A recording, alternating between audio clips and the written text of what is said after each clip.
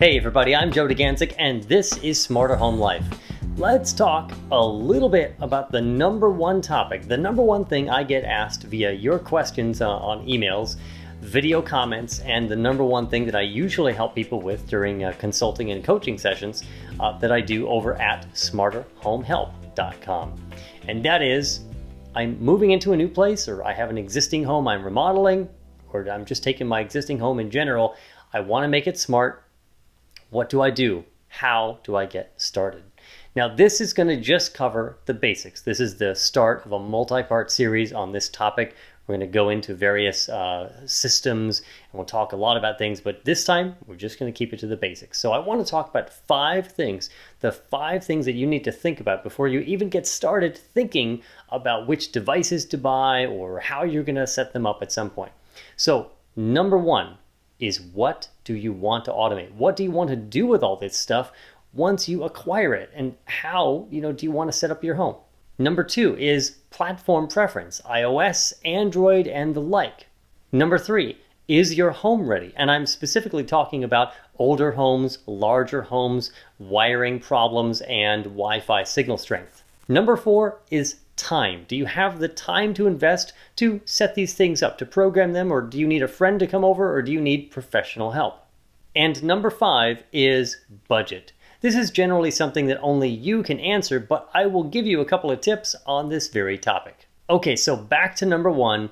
What do you want to automate? What do you want to do with all of these connected things once you get them home? The first thing is a little homework assignment. I want you to do it before moving on to the other videos and so forth in this series.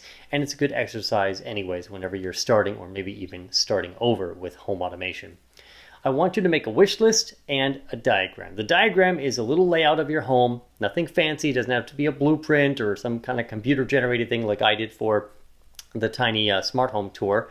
But the wish list is going to be the I just won the lottery wish list. And so you'll look at the diagram of like your little layout of where all your lights are and switches, doors, for thinking about smart door locks, security cameras. You could automate just about everything in your life and in your home. Make that list, and then you're going to pare it down to where you're going to get started. And again, only you can answer this question. Perhaps it's going to be a smart thermostat. Definitely can save you money in the long term. Smart lighting is always a great option. It's very, very popular. I can tell you the top categories that are popular because I see them and I see the view counts on YouTube. So of course, smart lighting is super popular. Obviously, it can save you money, but it can just be really fun, like the LifeX Z-strip system that is across the entire width of the room behind me. Built-in effects, and you can animate it, and you can do all kinds of fun things with it. Smart lighting is great because generally you bring it home, you screw it in, you set it up, and you're done. The next category that's very popular is, of course, smart thermostats, things like the Nest, the Ecobee, Honeywell, and the like. That's a big area that you can save money because of all the sensors and the automations that can really help you turn up or turn down the thermostat at the right time and do it automatically. Set it and forget it. The next category that's also popular, kind of as a tie, I think, for second place, third place, is, of course, security. We used to think of this just with alarm systems and so forth, but now you've got door and window sensors, you've got security cameras, indoor and outdoor, like the Nest cams and so forth, and, of course, smart door locks are ridiculously popular. And the rest of it is kind of lumped into the more specialty area. At least I refer to it that way. All the other sensors, water leak detectors, obviously smoke alarms, and all the appliance controls for making kind of dumb appliances smart by just plugging into a smart plug. There's even a thing called the Microbot Push, which can actually just push buttons for you. And it's easier to get started small and kind of a la carte these days than ever before. So that list, when you make that small list of, well, I want to start with category A, or category B, lighting or automating the thermostat or something, don't be worried that if you buy into one system or one brand name that it won't work with anything else. Chances are it will, and I'll get to more of that as we go on. So the second thing to consider is platform. In the old days, we thought of the platform wars as Mac versus PC. And these days, largely, it is, of course, iOS versus Android. Apple, of course, shaking things up a couple years ago when they introduced HomeKit, basically an entire home automation platform right into iOS. But These largely are now considered voice platforms, and people are kind of tied to it based on whatever phone you use, and maybe you're thinking of jumping ship to a different platform. But the cool thing about the two other platforms, we'll talk about the platforms in terms of voice. You've got Google, the Google Assistant, and then of course you've got the one that's selling like hotcakes, which is of course Lady A on the various Echo devices. And the Google Assistant on Google Home and Lady A on the various Amazon Echo devices are great because they're agnostic. You can be on iOS, you can be on Android, and it's totally cool. And you can use that for doing some automation. But they're really not, both Google Assistant and Lady A are not actual automation systems. They just help you with doing tasks one at a time. If you want to actually do automation with them, you link them up to something like a SmartThings or a Wink or some other platform that can actually run a bunch of tasks for you based on a voice command. So that's where picking the platform is like, are you already on iOS? Are you already on Android? Or are you, Mac versus PC? And what level do you want to be at? You look back at that wish list and look at what you want to automate and how far you want to go. Do you want to start with something that's really basic? And do you not have a lot of patience or skills perhaps? And you just want to start with something simple and you're on iOS? HomeKit is a great choice for you. If you want to do things that are really advanced, super advanced, you want to go with something like software, like Indigo on the Mac, Home Assistant, which is a open source platform. There's the ISY, it's a traditional physical controller that you hook up to a PC that can run standalone. From Universal Devices. There's the old Vera controllers as well.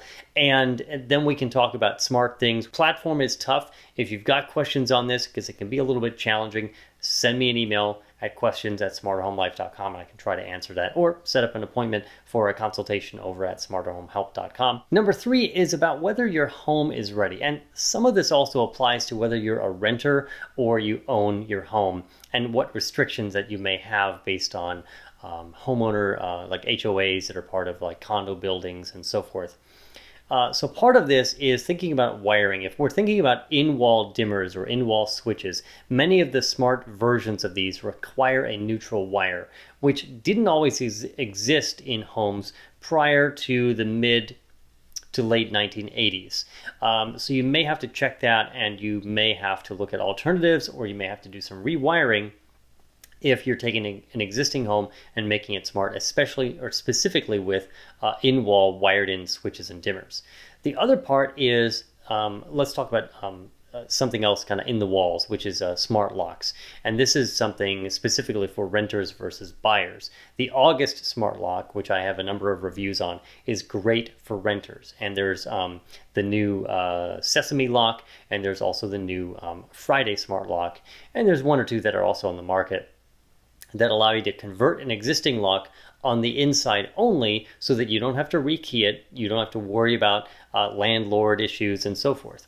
They also make smart locks that are ones like the one that I have behind me, like the Quickset Premise, that replace everything, the front, the back, the entire thing.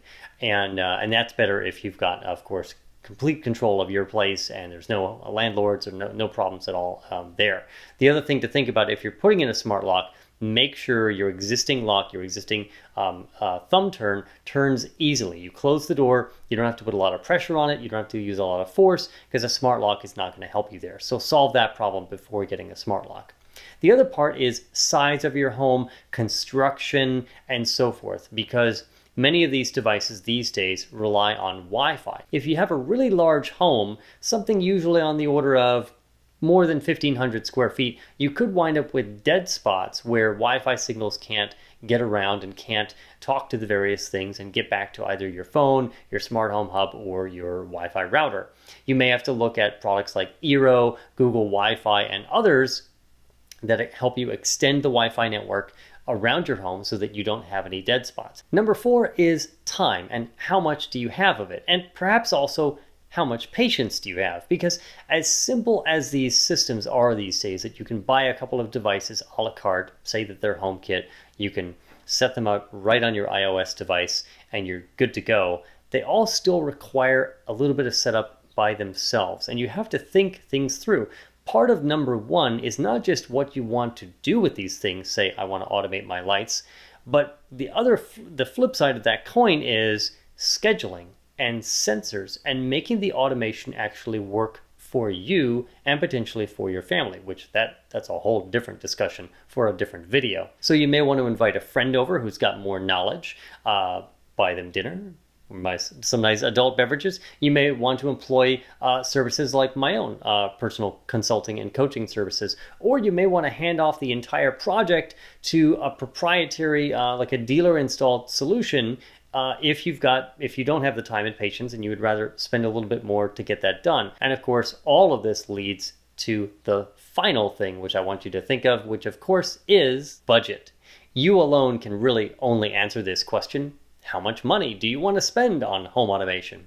But let me reassure you by saying that these days it's easier than ever to get started a la carte and just a little bit in one category. Like I mentioned, take that giant wish list, pare it down, and pick the one category that you want to focus on instead of just going on a massive shopping spree on Amazon. Many of these devices, plug-in dimmers and switches and so forth, they're usually between $30 and $50 each. They are coming down in price. Smart lighting kits start, between $100 and $150. The future videos will talk more about HomeKit. We'll talk more about the platforms. How do you even get started once you bring these things home? What are some good suggestions? Do you really need a hub? Can you do everything from your phone? If this kind of content is helpful to you and you want to see more of it made here on Smarter Home Life, like how-to videos and product reviews and more Q&As and so forth, please think about becoming a supporter of ours on Patreon, our crowdfunding support platform. A buck or two from a large group of people really can make a big difference, because the ads that you see here on YouTube and the website just don't cover the expenses to keep Smarter Home Life on the air, so to speak, every month after month. Just head over to patreon.com/smarterhomelife. You can learn more about all the various things that you can get and rewards. Sign up, you should do it right now, and you'll be joining the growing list of people who are supporting independent creators and media just like Smarter Home Life. Otherwise, you know what to do. If you're brand new to Smarter Home Life, subscribe right here on YouTube, get us across the social media and the web, and otherwise, I'm Joe Deganzik. Thanks for watching, and I'll see you next time.